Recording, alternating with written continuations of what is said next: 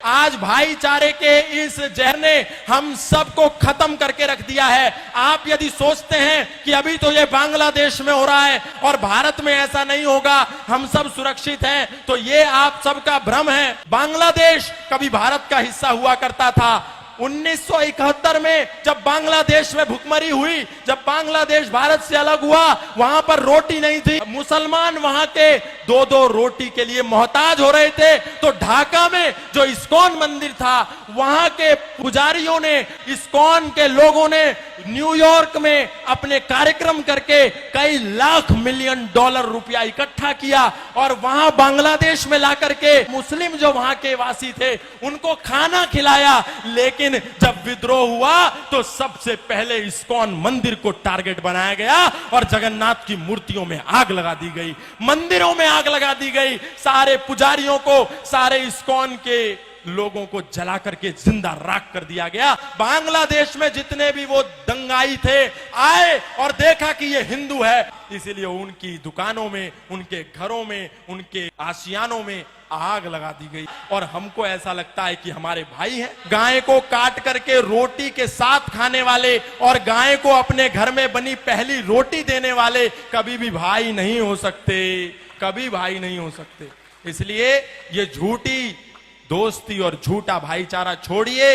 यदि ये झूठा भाईचारा हमने नहीं छोड़ा तो भाई हमको चारा बना करके खा जाएगा और हमको पता भी नहीं चलेगा। अरे हम ही तो कह रहे हैं सर्वे भवन्तु सुखिनः, सर्वे सन्तु निरामया, सर्वे भद्राणि पश्यन्तु मा कश्चित् दुःख भाग् भवेत्। हमारे मंदिरों से ही तो आवाज आती है, इंद्रम वर्धन्तु अप्तुरः कृण्वन्तो विश्वमार्यम् अपाघ्नन्तो रावणा।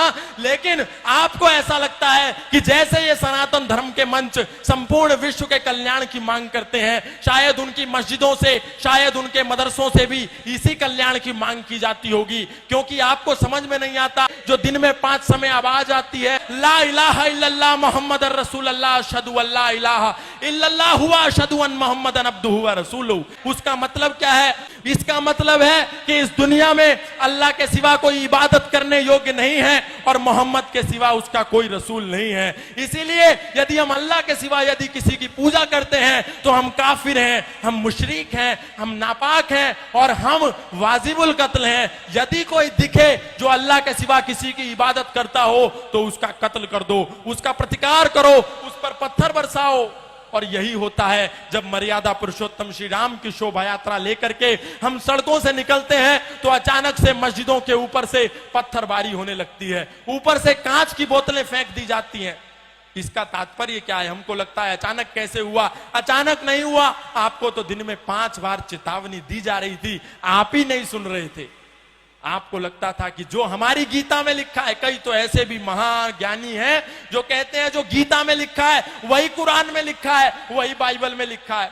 और यही कहते कहते आज हमारे सनातनियों को 10 राज्यों में अल्पसंख्य कर दिया गया। हमारे दिल्ली से 100 किलोमीटर भी दूर नहीं है नूह और मेवात, वहां लोगों की दुकानों को नाम देख देख करके आग के सुपुर्द कर दिया गया, आग लगा दी गई पूरे मोहल्ले में। और ये आगजनी जो आज बांग्लादेश में हो रही है, ऐसी आगजनी प्रत्येक दिन भारत के कई राज्यों में होती है। लेकिन हम सो रहे हैं, हम जय जय श्री राम, जय जय श्री राधे, जय जय श्री कृष्णा के नारे लगाते हैं, लेकिन कभी नहीं देखते कि मर्यादा पुरुषोत्तम श्री राम ने एक महिला के सम्मान के लिए 7 समुंदर पार जाकर के दुनिया का सबसे बड़ा सेतु बना करके 50 किलोमीटर का सेतु बांध करके उस अत्याचारी, उस पापी को मारा। मतलब ये हम सीखते नहीं, केवल सिया राम जय राम जय जय राम और कहानी खत्म। बस हमको इतने में ही शॉर्टकट रास्ते में मोक्ष चाहिए। हम ये नहीं कहते कि हम किसी का प्रतिकार करें, हम ये भी नहीं कहते हम किसी से हिंसक हो जाएं, लेकिन हम ये कहते हैं हम किसी पर अटैक ना करें तो कम से कम अपने पास डिफेंस का साधन रखें। सनातन धर्म कभी भी पहले अटैक के लिए नहीं कहता, लेकिन सनातन धर्म आत्मरक्षा की बात करता है, डिफेंस की बात करता है। अग्रतश्चतुरः वेदा पृष्ठतः सहस्रम धनु इदम ब्रह्मम इदम शस्त्रम शापादपि शरादपि शस्त्रेण रक्षति ही राष्ट्र शास्त्र चर्चा प्रवर्तते। विश्वामित्रादि ऋषियों के यज्ञ हवन भी तभी सफल होते हैं जब पहरे पर स्वयं धनुर्धर राम खड़े होते हैं। यदि हमारे पास शस्त्र और शास्त्र नहीं होगा तो हमारा कल्याण 10 सालों में हो जाएगा, ये आप मान करके चलिए। आज सनातनियों ने अपने शस्त्रों को भी कोने में फेंक दिया और शास्त्रों में भी दूर हो गए, बोले बस इनको तो लाल कपड़े में रखेना। नहीं, राम वही जो मर्यादाओं की परिभाषा बने रहे, राम वही जो भारत भू की अंतिम आशा बने रहे। अरे जिसने राजमहल के वैभव को सन्यासी बना दिया, जिसने खुद को राजा से हंसकर वनवासी बना दिया, माना उसकी जन्मभूमि मुद्दे पर हर काम जरूरी है, मगर अयोध्या से पहले हर दिल में राम जरूरी है, मगर अयोध्या से पहले। इसलिए संकल्प लेकर के कहिए कि आज के बाद हम जातिवाद नहीं करेंगे। जातिवाद को नहीं छोड़ा तो वही हाल होगा जो बांग्लादेश में हुआ। किसी ने जाकर के नहीं पूछा कि तुम ब्राह्मण हो क्या, तुम जाट हो क्या, तुम गुजर हो क्या, तुम मणिया हो क्या, तुम मारवाड़ी हो क्या, तुम तेली हो क्या, तुम धोबी हो क्या। बांग्लादेश में जितने भी वो दंगाई थे आए और देखा कि ये हिंदू है, फिर वो चाहे जाट था, चाहे गुजर था, चाहे इस्कॉन का था, चाहे आर्यों का था, चाहे राधा स्वामी था, चाहे निरंकारी था, उसने देखा कि ये हिंदू था।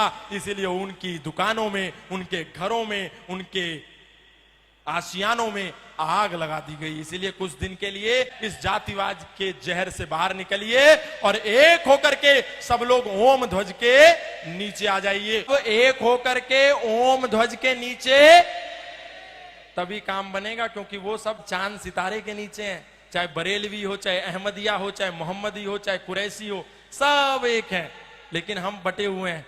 ये छोड़िए, हम सब अभी एक हो जावें। बोले भारत माता की, भारत माता की। धर्म की, अधर्म का, प्राणियों में, विश्व का